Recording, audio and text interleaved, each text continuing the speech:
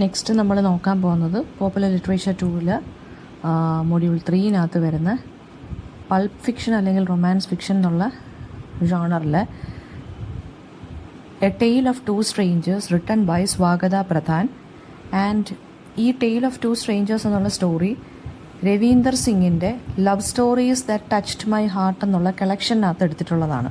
അതായത് രവീന്ദർ സിംഗ് എന്ന് പറഞ്ഞ റൈറ്ററിൻ്റെ ഒരു കളക്ഷനാണ് അദ്ദേഹത്തിന് ഏറ്റവും ഇഷ്ടപ്പെട്ട തിരഞ്ഞെടുക്കപ്പെട്ട ലവ് സ്റ്റോറീസ്.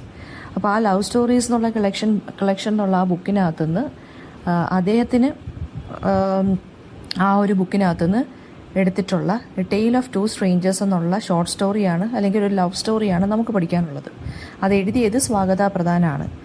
ഓക്കെ, അതായത് ഒരുപാട് ലവ് സ്റ്റോറീസിൻ്റെ ലവ് സ്റ്റോറീസിനെ അദ്ദേഹം കമ്പൈൽ ചെയ്തു ഒരു കളക്ഷൻ ഓഫ് ലവ് സ്റ്റോറീസ് ആക്കി മാറ്റി. ആരാണ് നമ്മുടെ രവീന്ദർ സിംഗ് എന്നുള്ള റൈറ്റർ. അതിൽ നിന്ന് നമുക്ക് പഠിക്കാനുള്ള ഒരു ലവ് സ്റ്റോറിയാണ് a tale of two strangers written by Swagata Pradhan. Okay, so നമുക്ക് പഠിക്കാനുള്ള കളക്ഷൻ്റെ പേര് love stories that touched my heart എന്നാണ്. അതിൽ നിന്നും എടുത്തിട്ടുള്ള ഒരു ലവ് സ്റ്റോറിയാണ് നമ്മൾ ഇപ്പോൾ നോക്കാൻ പോകുന്നത്. സോ ഫസ്റ്റ് ഓഫ് ഓൾ, ആരാണ് രവീന്ദർ സിംഗ്? സോ രവീന്ദർ സിംഗ് എന്ന് പറയുന്ന ഒരു ഇന്ത്യൻ റൈറ്ററാണ്. ആൻഡ് അദ്ദേഹത്തിൻ്റെ ഒരു ഇന്ത്യൻ ഓഥറാണ്. അദ്ദേഹത്തിൻ്റെ ബെസ്റ്റ് സെല്ലിംഗ് നോവൽ എന്ന് പറയുന്നത് I too had a love story എന്നുള്ളതാണ്. ഇപ്പോൾ love, loss and human connections ഇതൊക്കെയാണ് ഇദ്ദേഹത്തിൻ്റെ വർക്ക്സിനകത്ത് വരുന്ന തീം എന്ന് പറയുന്നത്. വളരെ സിമ്പിൾ ലാംഗ്വേജിൽ വളരെ നമ്മളെ ഹാർട്ട് ടച്ചിങ് ആയിട്ടുള്ള സ്റ്റോറി ടെല്ലിംഗ് രീതിയാണ് അദ്ദേഹത്തിൻ്റെ. ഇത് ഭയങ്കര റൊമാൻസിൻ്റെയും റിലേഷൻഷിപ്സിൻ്റെയൊക്കെ ഇമോഷണൽ സ്റ്റോറീസാണ് അദ്ദേഹം എഴുതുന്നത്. സോ ഈ സ്റ്റോറീസിനകത്ത് അല്ലെങ്കിൽ ഈ ഒരു കളക്ഷനകത്ത് love stories touched my heart എന്നുള്ള കളക്ഷനകത്തും അദ്ദേഹത്തിന് ഇഷ്ടപ്പെട്ട ഒരുപാട് റൈറ്റേഴ്സിൻ്റെ ഒരുപാട് ലവ് സ്റ്റോറീസാണ് അദ്ദേഹം സെലക്ട് ചെയ്ത് കമ്പൈൽ ചെയ്ത് കളക്ഷനാക്കിയിരിക്കുന്നത്. ഓക്കെ, ഇപ്പോൾ ഈ ടെയിൽ ഓഫ് ടു സ്ട്രേഞ്ചേഴ്സ് എന്ന് പറയുന്നത് എഴുതിയിരിക്കുന്നത് സ്വാഗത് പ്രധാൻ എന്നുള്ളൊരു റൈറ്ററാണ്. സ്വാഗത പ്രധാൻ. അവരെന്ന് പറയുന്നത് 2013 ഈ tale of two strangers publish ചെയ്തിരിക്കുന്നത്. അത് ലവിൻ്റെ ഇമ്പാക്റ്റ് എന്താണ്, ആൻഡ് ലവ് എന്ന് പറയുന്നത് അല്ലെങ്കിൽ അതിൻ്റെ പവർ എന്ന് പറയുന്നത് എല്ലാവരെയും കോൺക്വർ ചെയ്യാൻ പറ്റുന്നതാണ്. സോ ഇതിനെയാണ് രവീന്ദർ സിംഗ് എന്ത് ചെയ്തത്, മറ്റേ വർക്കിനകത്ത് കമ്പയർ ചെയ്ത് അല്ലെങ്കിൽ കളക്ഷനകത്ത് ഇൻക്ലൂഡ് ചെയ്തത്. ഓക്കെ, അപ്പോൾ സ്വാഗത പ്രധാനെക്കുറിച്ച് ഒരുപാട് ഡീറ്റെയിൽസ് ഒന്നും ഇല്ല, എന്നാലും ഇത്രയും കാര്യങ്ങൾ നിങ്ങൾ അറിഞ്ഞിരുന്നാൽ മതി. ഇനി ടെയിൽ ഓഫ് ടു സ്ട്രേഞ്ചേഴ്സ് എന്ന് പറയുന്നത് ഒരു bitter sweet story of two പീപ്പിളാണ്. അതായത് അത്രയ്ക്ക് ഭയങ്കര സ്വീറ്റ് ലവ് സ്റ്റോറി എന്ന് പറയാൻ പറ്റത്തില്ല, കുറച്ച് ബിറ്റർ സ്വീറ്റ് ആയിട്ടുള്ളൊരു സ്റ്റോറിയാണ്. അത് ദിയാലി പ്രധാനെക്കുറിച്ചും അതായത് ദിയയെക്കുറിച്ചും അവിഗ്യാൻ റേ അതായത് അവിയെക്കുറിച്ചുമാണ് പറഞ്ഞിരിക്കുന്നത്. ദിയ ആൻഡ് അവി അവർ രണ്ടുപേരും എന്താണ് ഒരു ഇമ്പോസിബിൾ അതായത് ഒരു പ്രത്യേക ഒരു സിറ്റുവേഷനിൽ എത്തിപ്പെടുകയും പിന്നീട് അവർക്ക് ഉണ്ടാകുന്ന കുറച്ച് റിയലൈസേഷൻസുമാണ് ഈ ഒരു സ്റ്റോറി. ദിയ ഒരു സ്കൂൾ ടീച്ചറാണ്. അവർ അവി എന്നുള്ള നമ്മുടെ അവിഗ്യാനെ മീറ്റ് ചെയ്യുകയാണ്. അയാളൊരു ചാമിങ് സോഫ്റ്റ്വെയർ എഞ്ചിനീയറാണ്. ഒരു ബസ് സ്റ്റോപ്പിൽ വെച്ചാണ് ഇവർ രണ്ടുപേരും മീറ്റ് ചെയ്യുന്നത്. ഭയങ്കര ക്രൗഡഡ് ആയിട്ടുള്ളൊരു ബസ് സ്റ്റോപ്പായിരുന്നു. സോ അവരിങ്ങനെ കാഷ്വൽ കോൺവെർസേഷൻസ് ഒക്കെ നടത്തി ഗ്രാജുവലി അവർ ഭയങ്കര ഡീപ്പ് ബോണ്ടിലോട്ട് പോയി. And Diya childhood best friend ആയിട്ടുള്ള അവിയെക്കുറിച്ച് ഇടയ്ക്ക് റിമെമ്പർ ചെയ്യുവാണ്. അതായത് ഫാമിലിയുടെ കുറച്ച് കൺസർവേറ്റീവ് വാല്യൂസ് കൊണ്ട് ഇവൾക്ക് നഷ്ടപ്പെട്ടൊരു ചൈൽഡ്ഹുഡ് ഫ്രണ്ടാണ് അവി. അപ്പോൾ ഈ ഒരു അവിയെ പരിചയപ്പെട്ടപ്പോൾ പെട്ടെന്ന് അവൾ ആരെയാണ് ഓർത്തത്, അവളുടെ ചൈൽഡ്ഹുഡ് ഫ്രണ്ട് ആയിട്ടുള്ള അവിയെയാണ് ഓർത്തത്. സോ ഫേറ്റിൻ്റെ ട്വിസ്റ്റാണ് ദിയ ഡിസ്കവേഴ്സ് ദാറ്റ് ഈ ഒരു സ്ട്രേഞ്ചർ ഉണ്ടല്ലോ, ആ സ്ട്രേഞ്ചർ തന്നെയാണ് ശരിക്കും പറഞ്ഞാൽ അവളുടെ ചൈൽഡ്ഹുഡ് ഫ്രണ്ട് ആയിട്ടുള്ള അവി.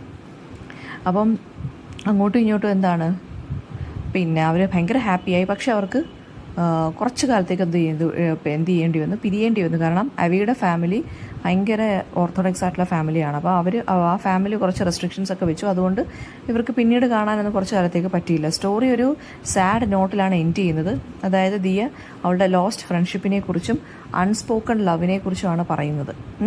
അതായത് ഹാപ്പിനെസ് ആണെങ്കിലും ഫെയ്റ്റ് ആണെന്നുണ്ടെങ്കിലും ആ ഒരു അൺഫുൾഫിൽഡ് ലവ് എന്ന് പറയുന്നതും ഇതൊക്കെയെന്ന് വെച്ച് കഴിഞ്ഞാൽ നമ്മുടെ ലൈഫിൽ ഹാപ്പൻ ചെയ്യുന്നതാണ്. ഓക്കെ, അതായത് ആ ഓൾഡ് ബോണ്ട് ഇവർ തമ്മിലുള്ള ആ ഓൾഡ് ഫ്രണ്ട്ഷിപ്പ് അല്ലെങ്കിൽ ആ ഓൾഡ് ചൈൽഡ്ഹുഡ് ഫ്രണ്ടിനെ ഇവൾക്ക് റീഡിസ്കവർ ചെയ്യാൻ പറ്റി. പക്ഷേ എന്നാലും ഹാർട്ട് ബ്രേക്ക് അവർ ഭയങ്കര ഹാർട്ട് ബ്രോക്കൺ ആയി. ബിക്കോസ് എന്തുകൊണ്ടാണ് ഇവളുടെ ഫാമിലി സമ്മതിക്കാത്തതുകൊണ്ട് ആ ഒരു ലവ് എന്ത് ചെയ്തു, അൺസ്പോക്കൺ ആയിട്ട് തന്നെ അങ്ങ് ഡിസ്കണക്റ്റഡ് ആയി പോയി. അപ്പോൾ ഇതിനകത്ത് വരുന്ന തീംസ് എന്ന് പറയുന്നത് ഫെയ്റ്റും ഡെസ്റ്റിനിയാണ്. അതായത് ഹൗ ഫെയ്റ്റ് രണ്ടാളുകളെ കൊണ്ടുവരുന്നു ഒരുമിച്ച്. പക്ഷേ അൺഎക്സ്പെക്റ്റഡ് വേസിലൂടെയാണ് കണ്ടുമുട്ടുന്നതെങ്കിലും പിന്നീട് അത് കോംപ്ലിക്കേഷൻ കൊണ്ടുവരുന്നതാണ്. പിന്നെ അൺസ്പോക്കൺ ലവ് ആണ്. ദിയയും അവിയും തമ്മിലൊരു ഡീപ്പ് കണക്ഷൻ ഉണ്ട്. പക്ഷേ അവർക്ക് അങ്ങോട്ടും ഇങ്ങോട്ടും എക്സ്പ്രസ് ചെയ്യാൻ പറ്റിയില്ല. കാരണം അവിയുടെ ഫാമിലി അതിന് മുന്നേ തന്നെ റെസ്ട്രിക്ഷൻസ് വെച്ച് കഴിഞ്ഞു. പിന്നെ ഫ്രണ്ട്ഷിപ്പ് ആൻഡ് ലോസ് എന്ന് പറയുന്നത് ഇതിനകത്തുണ്ട്. അതായത് ചൈൽഡ്ഹുഡ് ഫ്രണ്ട്ഷിപ്പിനെ കുറിച്ച് അതിൻ്റെ ഇമ്പാക്റ്റും ഒക്കെയാണ് പറയുന്നത്. പിന്നെ കൾച്ചറൽ കൺസ്ട്രെയിൻസ്, അതായത് അവിയുടെ ഫാമിലി ഭയങ്കര ട്രഡീഷണൽ ആയിട്ടുള്ള ഫാമിലിയാണ്. സോ ഭയങ്കര നല്ല രീതിയിൽ സൊസൈറ്റൽ പ്രഷർ കാണിക്കുന്ന ഒരു ഫാമിലിയാണിത്.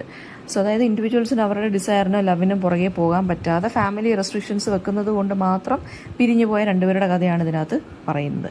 പിന്നെ നൊസ്റ്റാൾജി ഒരു തീമായിട്ട് വരുന്നുണ്ട്. കാരണം ചൈൽഡ്ഹുഡ് ഫ്രണ്ട്സ്, ചെറിഷ്ഡ് മെമ്മറീസ് ഇതൊക്കെ വരുന്നുണ്ട്. അപ്പോൾ നമുക്ക് സ്റ്റോറിയിലോട്ട് കിടക്കാം.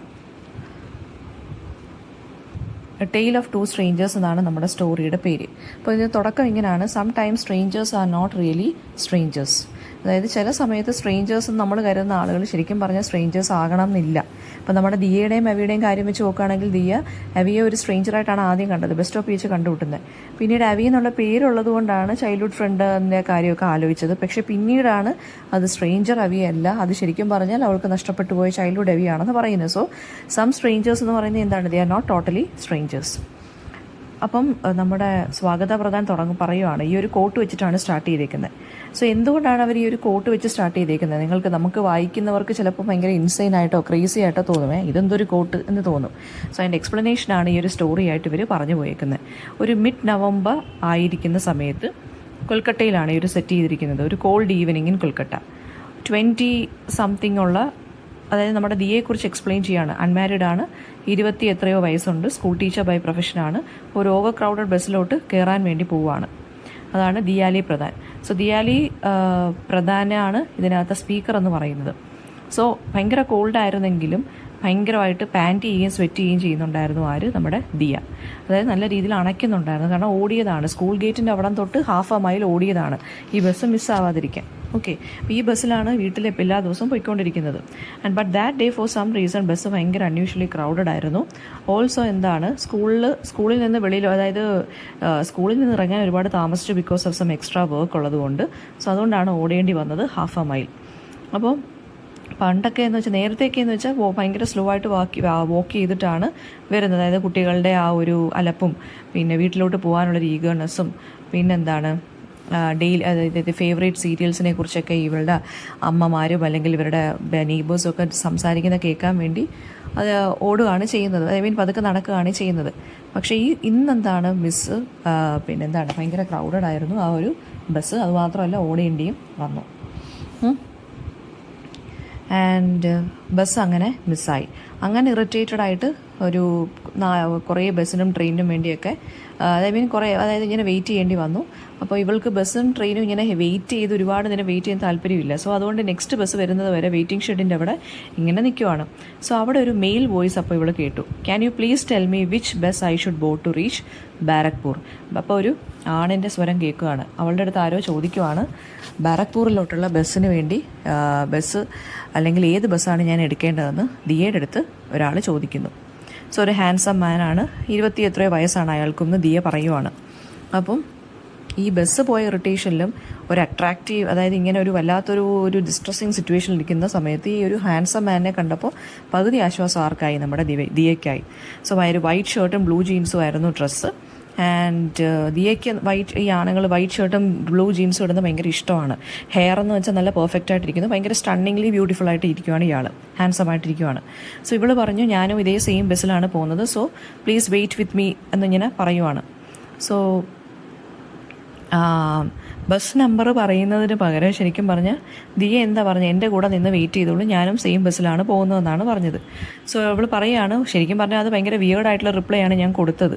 അയാൾ എന്ത് വിചാരിച്ച് കാണും, പക്ഷേ എനിക്ക് അയാളുടെ കമ്പനി വിട്ടു പോകണ്ട. കാരണം ലോൺലിനെസ് എന്ന് പറയുന്നത് ചില സമയത്ത് നമ്മളെ അൺയൂഷ്വൽ ആയിട്ടുള്ള കാര്യങ്ങൾ ചെയ്യാൻ വേണ്ടി പ്രേരിപ്പിക്കും. ഓക്കെ, സോ അയാൾ താങ്ക് യു ഒക്കെ പറഞ്ഞു.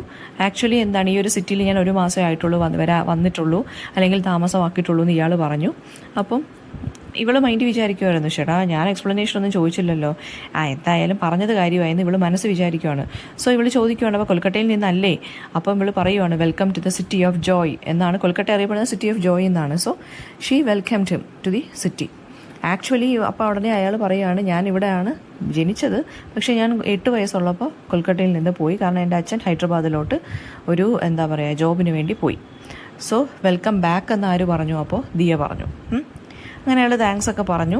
കുറച്ച് നേരത്തേക്ക് ഇവർ രണ്ടുപേരും ഇങ്ങനെ ഭയങ്കര യൂഷ്വൽ കാഷ്വൽ കോൺവെർസേഷനിലോട്ട് നിൽക്കുവാണ്. ഓക്കെ, അങ്ങനെയാണ് പിന്നെ പേര് അവിഗ്യാൻ എന്നൊക്കെയാണെന്ന് അറിഞ്ഞതും. അപ്പോൾ ഭയങ്കരമായിട്ട് സർപ്രൈസ്ഡായി. അപ്പം ആരാണ് ദിയ? കാരണം ദിയയ്ക്ക് അവിഗ്യാൻ എന്ന് പറഞ്ഞ അല്ലെങ്കിൽ അവി എന്ന് പറഞ്ഞ ഒരു ചൈൽഡ്ഹുഡ് ഫ്രണ്ട് പണ്ടുണ്ടായിരുന്നു. അപ്പം അങ്ങനെ അവൾ തിരിച്ച് ദിയ എന്നുള്ള പേര് പറയുകയും ഹാൻഡ്സൊക്കെ ഷേക്ക് ചെയ്തു അവർ രണ്ടുപേരും കൂടെ. മേ ബി എന്താണ് അവർ ദിയ എന്നുള്ള ഫുൾ നെയിം പറഞ്ഞില്ലെങ്കിലും ദിയ എന്നാണ് പറഞ്ഞത്. ഓക്കെ, നൈസ് നെയിം എന്ന് അയാൾ പറഞ്ഞു. ആൻഡ് ദെൻ പിന്നെ പറയുന്ന അവിഗ്യാൻ റേ എന്നുള്ള ഇവരുടെ ബെസ്റ്റ് ചൈൽഡ്ഹുഡ് ഫ്രണ്ടിനെ കുറിച്ചാണ് പറയുന്നത്. ആരാണ്? നമ്മുടെ ദിയ. അതൊരു കോമൺ സ്റ്റോറിയാണ്. ഒരു ബിഗ് ഫൈറ്റോട് കൂടിയാണ് ഇത് സ്റ്റാർട്ട് ചെയ്ത ഈ ഒരു ഫ്രണ്ട്ഷിപ്പ്.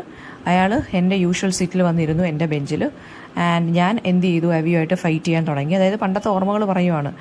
ആൻഡ് ദെൻ ഞാൻ മോണിറ്റർ ആയതുകൊണ്ടും ഞാൻ ഭയങ്കര പോപ്പുലർ ആയതുകൊണ്ടും എന്ത് ചെയ്തു, അയാൾക്ക് സീറ്റ് മാറേണ്ടി വന്നു. പക്ഷെ അവിടെ കൊണ്ടൊന്നും ഫൈറ്റ് തീർന്നില്ല.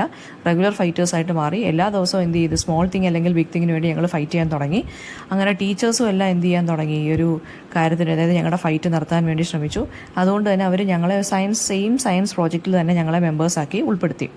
സോ ഞങ്ങൾക്ക് ശരിക്കും പറഞ്ഞാൽ വർക്ക് ടുഗദർ വർക്ക് ചെയ്യാൻ വേണ്ടി താല്പര്യമില്ലായിരുന്നു. ആൻഡ് സയൻസ് പ്രോജക്റ്റ് കമ്പൽസറി ആയിരുന്നു എല്ലാവർക്കും. അങ്ങനെ ഞങ്ങൾ വർക്ക് ചെയ്തു. പക്ഷേ എന്നാലും ഞങ്ങൾ ഫൈറ്റ് ചെയ്തുകൊണ്ടിരുന്നത്. ഞങ്ങളുടെ വ്യൂസും ഐഡിയാസും എല്ലാം കോൺട്രഡിക്ടറി ആയിരുന്നു. ആൻഡ് ലാസ്റ്റ് ഡേറ്റ് ഓഫ് സബ്മിഷനിലാണ് ഞങ്ങൾ മനസ്സിലാക്കി എന്താണ്, ഒരു വർക്ക് ചെയ്താലേ പറ്റൂ, ഫൈറ്റ് ചെയ്തുകൊണ്ടിരുന്നു കഴിഞ്ഞാൽ പ്രോജക്റ്റ് തീരത്തില്ലെന്ന്. And so everyone surprise എന്താണ്, ഞങ്ങൾക്കാണ് പ്രോജക്റ്റിൽ ഹൈ സ്കോർ കിട്ടിയത്. എല്ലാവരും ഞങ്ങളെ കൺഗ്രാജുലേറ്റ് ചെയ്തു. ആ സമയത്താണ് ഞങ്ങൾ ശരിക്കും പറഞ്ഞാൽ റിയലൈസ് ചെയ്ത് ഞങ്ങൾക്ക് ഫ്രണ്ട്സ് ആയിരുന്നൂടെ, ഫൈറ്റിംഗ് ഒന്നും വേണ്ടാന്ന്. അങ്ങനെ അൺഎക്സ്പെക്റ്റഡ്ലി ഫ്രണ്ട്സ് ആയിട്ട് മാറിയ ആളുകളാണ് ദിയയും അവിയും. അങ്ങനെ ഫൈറ്റ്സ് എല്ലാം സ്റ്റോപ്പായി. ടീച്ചേഴ്സിനെല്ലാം ഭയങ്കര റിലീവ്ഡായി. വിത്തിൻ എ ഫ്യൂ മന്ത്സ് എന്താണ്, നല്ല ഫ്രണ്ട്സായി, ഒരുമിച്ചിരിക്കാൻ തുടങ്ങി, ടിഫിൻ എല്ലാം ഷെയർ ചെയ്യാൻ തുടങ്ങി, നോട്ട്സ് ഷെയർ ചെയ്യാൻ തുടങ്ങി, വീട്ടിൽ പോകാൻ തുടങ്ങി, കളിക്കാൻ, അതായത് ടുഗദർ പ്ലേ ചെയ്യാൻ തുടങ്ങി, വർക്ക് ചെയ്യാൻ തുടങ്ങി ഒരുമിച്ച്. ഫണ്ണും, അതായത് എല്ലാ കാര്യങ്ങളും ഒരുമിച്ചായി. അങ്ങനെ അതായത് വേറെ ക്ലാസ്സിൽ ആരും ഇല്ലാത്ത കണക്ക്. അങ്ങനെ അതായത് ദിയയുടെ ഓൾഡ് ഫ്രണ്ട്സ് എല്ലാം ഭയങ്കര ജലസായിട്ട് മാറി. അങ്ങനെ ഭയങ്കര ബെസ്റ്റ് ഓഫ് ഫ്രണ്ട്സായിട്ട് മാറി, ഇൻസെപ്പറബിൾ ആയിട്ടുള്ള ഫ്രണ്ട്സായിട്ട് മാറി. അപ്പോൾ അങ്ങനെ ഹോൾ ക്ലാസ് എന്ത് ചെയ്യാൻ തുടങ്ങി, ഞങ്ങളുടെ കെമിസ്ട്രിയെക്കുറിച്ച്, അതായത് ഈ ഒരു ഫ്രണ്ട്ഷിപ്പിനെ കുറിച്ച് കളിയാക്കാൻ തുടങ്ങി, ഭയങ്കര ജോക്കിംഗ്ലിയും ജലസിയും. പക്ഷേ ഇവർ രണ്ടുപേരും മൈൻഡ് ചെയ്തില്ല. ആക്ച്വലി സില്ലി തിങ്സ് ആയിട്ട് അവർ കൺസിഡർ ചെയ്തു. And it was all going well. അങ്ങനെ സമയത്ത് പേരൻസിൻ്റെ അടുത്ത് ഈ ഒരു ബോണ്ടിൻ്റെ കാര്യം എത്തി. അപ്പം വളരെ കൺസർവേറ്റീവ് ഫാമിലിയാണ് അവിയുടെ ഫാമിലി. ഇയാളുടെ പേരൻസ് എന്ത് ചെയ്തത്, റിലേഷൻഷിപ്പായിട്ട്, ഫ്രണ്ട്ഷിപ്പായിരുന്നു പക്ഷേ റിലേഷൻഷിപ്പായിട്ട് എടുത്തിട്ട് വെരി ഷോക്കിംഗ്ലി എന്താണ്, സ്കൂൾ വിട്ട് പോവേണ്ടി വന്നു. നെക്സ്റ്റ് ഇയറിൽ 4 years of fighting, working, sharing ഇതെല്ലാം ഒറ്റ സമയം കൊണ്ടങ്ങ് പോയി. അങ്ങനെ ഇവളുടെ ബെസ്റ്റ് ബഡിയെ നഷ്ടമായി. ഓക്കെ, അങ്ങനെ അവളുടെ ലൈഫ് ശരിക്കും പറഞ്ഞാൽ ടോട്ടലി ചേഞ്ച് ആയി എന്നാണ് ദിയ പറയുന്നത്.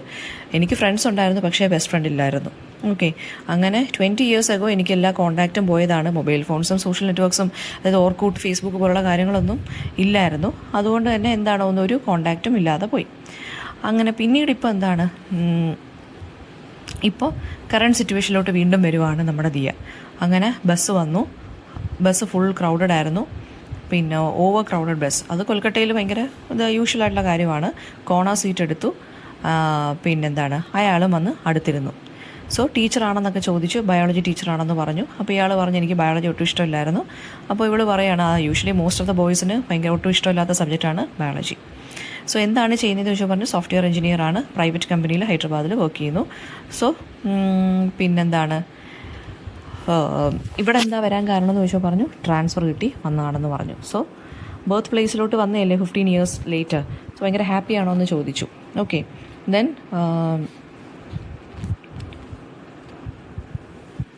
പിന്നെ അതിനുശേഷം ആ സമയത്താണ് ഇയാൾ ചോദിച്ചു ആസ്ട്രോളജി അറിയാമോ എന്ന് ചോദിച്ചു. കാരണം ദിയ അങ്ങോട്ട് ഓട്ടോമാറ്റിക്കലി ചോദിക്കുവാണ് 15 വർഷത്തിന് ശേഷമല്ലേ തിരികെ വന്നതെന്നുള്ളത്. അപ്പോൾ ഇയാൾ ചോദിച്ചു ആസ്ട്രോളജി അറിയാമോ? അപ്പോൾ പറഞ്ഞു അല്ല. പിന്നെ എങ്ങനെ മനസ്സിലായി ഞാൻ 15 yearsന് ശേഷമാണ് വന്നതെന്ന് ചോദിച്ചു. അപ്പം ദിയ ഭയങ്കര ഷോക്ക്ഡായി. അങ്ങനെ ഒരാളുടെ വയസ്സും എന്താണ് അപ്പോഴത്തേക്കും ദിയ കാൽക്കുലേറ്റ് ചെയ്തു. ഓക്കെ, ആൻഡ് അങ്ങോട്ടും ഇങ്ങോട്ടും എന്താണ് എവിടെയാണ് പിന്നെ എന്താണ് താമസിക്കുന്നത് ഇയാൾ ചോദിച്ചു. അങ്ങനെ ഇവളുടെ സ്റ്റോപ്പ് പറഞ്ഞു കൊടുത്തു. 3 stops ആണ്, അതായത് ഇവളുടെ സ്റ്റോപ്പ് കഴിഞ്ഞ് 3 സ്റ്റോപ്പിന് ശേഷമാണ് ഇയാൾക്ക് പോകേണ്ട സ്റ്റോപ്പെന്ന് പറഞ്ഞു. അങ്ങനെ ഗുഡ് കമ്പനിയായിട്ട് ഇവരൊക്കെ ഇങ്ങനെ അങ്ങോട്ടും ഇങ്ങോട്ടും നിന്നു. സോ എന്താണ് കോൺവെർസേഷനൊക്കെ രണ്ടുപേരും എന്ത് ചെയ്തു, എൻജോയ് ചെയ്യാൻ തുടങ്ങി. ഓക്കെ, ആൻഡ് എല്ലാ ദിവസവും ഇവരെന്താണ് ഒറ്റയ്ക്ക് ഇപ്പോൾ നടന്നു പോകുന്നു, ഫോണിലെ മ്യൂസിക് ലിസ്റ്റ് കേട്ട് പാട്ട് കേട്ടുകൊണ്ടാണ് ജേണി പിന്നെ എൻഡ് ചെയ്യുന്നത്. പക്ഷേ ഈ പ്രാവശ്യം എന്താണ്, ഈ ഒരു ദിവസത്തെ കമ്പനി ഇവൾ നല്ല രീതിയിൽ എൻജോയ് ചെയ്തു. ഓക്കെ, അപ്പോൾ ഇയാൾ ചോദിക്കുന്നുണ്ട് ഡെയിലി അപ്പോൾ പാട്ട് കേട്ടാണോ വരുന്നതെന്നൊക്കെ ചോദിക്കുന്നത്. അപ്പോൾ പറഞ്ഞാൽ അല്ല, ഞാൻ അങ്ങോട്ട് പോകുമ്പോൾ മാത്രമേ പാട്ട് കേൾക്കത്തുള്ളൂ, വീട്ടിലോട്ട് പോകുമ്പോഴേ കേൾക്കത്തുള്ളൂ. അതായത് ഫ്രീ ആയിട്ടിരിക്കുന്ന സമയത്തും ലോൺലി ആയിട്ടിരിക്കുന്ന സമയത്തും എനിക്ക് മ്യൂസിക്കാണ് എൻ്റെ ബെസ്റ്റ് ഫ്രണ്ട് എന്ന് പറയുന്നത്.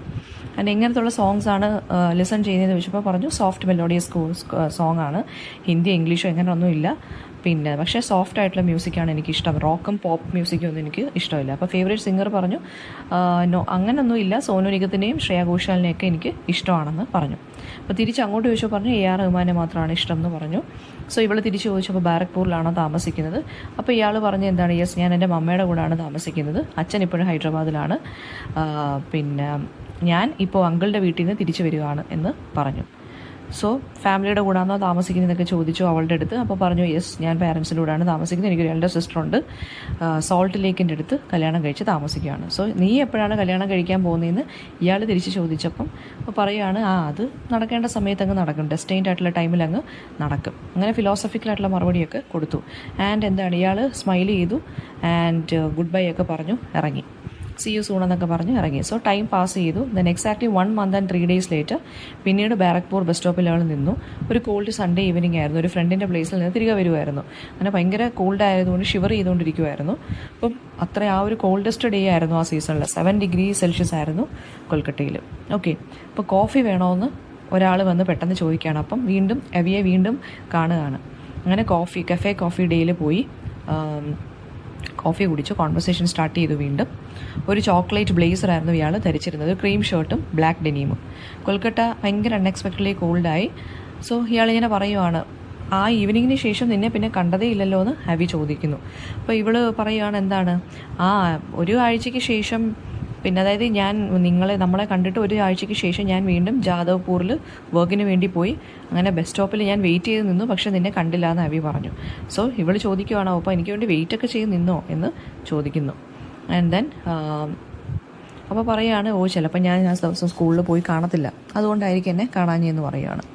അപ്പോൾ ഇവിടെ എന്താ ചെയ്യുന്നതെന്ന് ചോദിച്ചാൽ പറഞ്ഞു അവളുടെ അടുത്ത് ചോദിക്കുകയാണ്. അപ്പോൾ ഫ്രണ്ടിൻ്റെ പ്ലേസിൽ പോയിട്ട് തിരിച്ച് ഞാൻ ബസ് സ്റ്റോപ്പിൽ വന്ന് നിൽക്കുക. അപ്പോൾ ചോദിച്ചു സ്കൂൾ ഫ്രണ്ടാണോ കോളേജ് ഫ്രണ്ടാണോ എന്ന് ചോദിച്ചു. അപ്പം എന്നിട്ട് ചോദിക്കുകയാണ് ഉള്ളി ഫ്രണ്ടാണോ എന്ന് ഇയാൾ ഇങ്ങനെ കിണ്ടി ചോദിച്ചുകൊണ്ടിരിക്കുകയാണ്. അപ്പോൾ ഇവൾ പറഞ്ഞു ബോയ് ഫ്രണ്ടൊന്നും അല്ല ഇങ്ങനെ പറഞ്ഞു. ആൻഡ് ഞാൻ സിംഗിളാണെന്ന് അയാളും തിരിച്ചു പറഞ്ഞു. അപ്പോൾ ഇവൾ പറഞ്ഞു അയ്യോ അത് ഇമ്പോസിബിൾ ആയിട്ടുള്ളൊരു കാര്യമാണല്ലോ, ഇത്ര ഹാൻസം ആയിട്ടുള്ള ആൾ സിംഗിളായിട്ടിരിക്കുന്നു.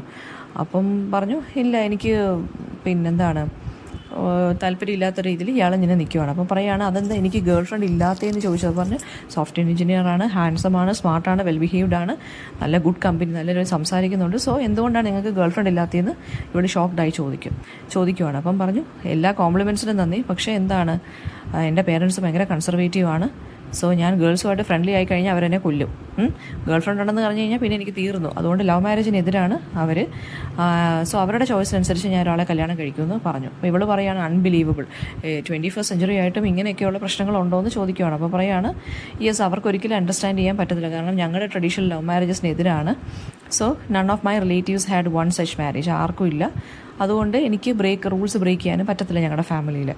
സോ പറയുവാണ്. അപ്പം എന്താണ് ഈ കുട്ടി ദിയ പറയുവാണ് അത് ശരിക്കും പറഞ്ഞാൽ ഫോഴ്സ്ഫുൾ ആയിട്ടുള്ളൊരു കാര്യമല്ലേ എന്നിങ്ങനെ പറയുന്നു. അങ്ങനെ ഇവർ രണ്ടുപേരും പിന്നീട് തിരികെ പോവുകയാണ്. തേർഡ് എൻകൗണ്ടർ 2 ആഴ്ചയ്ക്ക് ശേഷം പിന്നെ ഷോപ്പിംഗ് മാളിൽ വെച്ച് കണ്ടു. അങ്ങനെ രണ്ടുപേരും പിന്നെ എന്താണ് ഷോപ്പിങ്ങിന് വന്നതാണോ എന്നൊക്കെ ചോദിക്കുന്നു. പിന്നെന്താണ് വീണ്ടും എന്താണ് അവർക്ക്, അതായത് അയാൾക്കൊരു റിലേറ്റീവിൻ്റെ പിന്നെ ഫംഗ്ഷന് പങ്കെടുക്കാനുള്ളതുകൊണ്ട് അയാൾ പെട്ടെന്ന് പോയി. അങ്ങനെ സി യു സൂൺ എന്ന് പറയാമെന്ന് വെയിറ്റ് ചെയ്യുന്നപ്പോൾ പറഞ്ഞു നമ്പർ ചോദിച്ചു അയാൾ.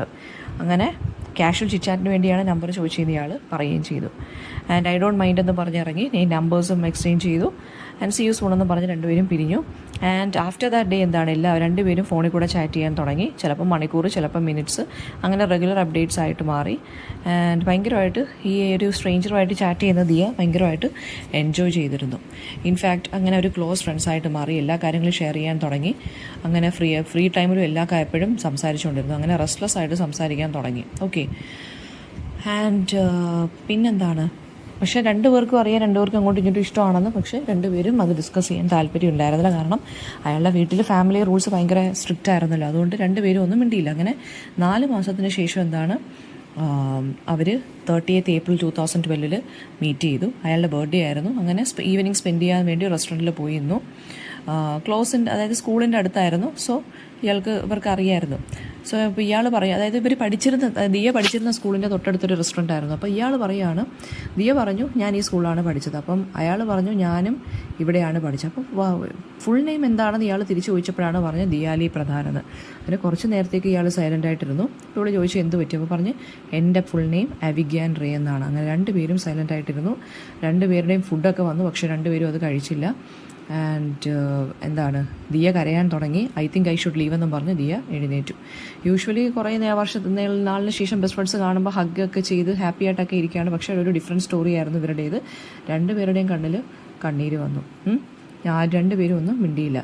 അപ്പം എന്നിട്ട് ഇയാൾ പറഞ്ഞു ഒരു കാര്യം ചെയ്യാൻ നമുക്കിനി മീറ്റ് ചെയ്യേണ്ടെന്ന് പറഞ്ഞു. കാരണം എനിക്ക് ഇനിയും നിന്നെ നഷ്ടപ്പെടാൻ വയ്യ. So let me B clear with you. നമ്മുടെ ചാറ്റും മീറ്റിങ്സും ഒക്കെ കണ്ടിന്യൂ ചെയ്ത് കഴിഞ്ഞാൽ നമ്മൾ രണ്ടുപേരും ഇഷ്ടത്തിലാവും. സോ എനിക്കിനി നിന്നെ മിസ് ചെയ്യേണ്ട. എൻ്റെ ഫാമിലി ഓൾറെഡി സ്ട്രിക്റ്റ് ആണ് എന്ന് പറഞ്ഞു. അങ്ങനെ ഇവർ രണ്ടുപേരും കൂടി എന്ത് ചെയ്തു, ലാസ്റ്റ് ടൈം കണ്ട് ഫെയർവെല്ലും പറഞ്ഞതായത് ബൈയും പറഞ്ഞ് പോയി. ആൻഡ് ആഫ്റ്റർ ദ ഡേ പിന്നീട് അവർ സംസാരിച്ചിട്ടുമില്ല. ദിയ പറയുവാണ് എൻ്റെ സിറ്റിയാണ് Kolkata and it gave me my best friend. പക്ഷേ പിന്നെയും കുറച്ച് വർഷത്തിന് ശേഷം തിരികെ കൊണ്ട് തന്നു എൻ്റെ ഫ്രണ്ടിനെ. പക്ഷെ പിന്നീടും എനിക്ക് തിരികെ കിട്ടിയില്ല അയാളെ. വീണ്ടും പോയാണ്. സോ ബസ് മിസ് ചെയ്യുമ്പോൾ നെക്സ്റ്റ് ബസ്സിന് വേണ്ടി വെയിറ്റ് ചെയ്തിരിക്കുമ്പോൾ വീണ്ടും ദിയയ്ക്ക് പഴയ കാര്യങ്ങളെല്ലാം ഓർമ്മ വരും. സോ മ്യൂസിക് ലിസ്റ്റിൽ പുതിയൊരു കമ്പാനിയൻ കൂടി വന്നു. ഓക്കെ, എന്നിട്ട് ഇവൾ മൂമെൻറ്റ്സ് റീകോൾ ചെയ്യും. അതായത് എന്തിനാണ് ഞാൻ ഇങ്ങനെ വീണ്ടും അവിയെ കണ്ടുമുട്ടിയത്, അല്ലെങ്കിൽ അത് അവി തന്നെയായിരുന്നോ അതോ ഒരു സ്ട്രേഞ്ചർ ആയിരുന്നോ എന്ന് ചോദിക്കുന്നു. അങ്ങനെയാണ് ഈ ഒരു സ്റ്റോറി എൻഡ് ചെയ്യുന്നത്. ഇനി ഇതിനകത്ത് ക്വസ്റ്റ്യൻ ആൻസേഴ്സ് നോക്കാം. സെൻട്രൽ കോൺഫ്ലിക്റ്റ് എന്താണെന്ന് ചോദിച്ചാൽ ദിയയും അവിയുടെയും ഗ്രോയിങ് ലവ് ആൻഡ് സൊസൈറ്റിയുടെ റെസ്ട്രിക്ഷൻസുമാണ്. അവിയുടെ ഇതൊരു കൺസർവേറ്റീവ് ഫാമിലിയാണ്. സോ അവർക്ക് ഒരുമിച്ച് ജീവിക്കാൻ സാധിക്കില്ല.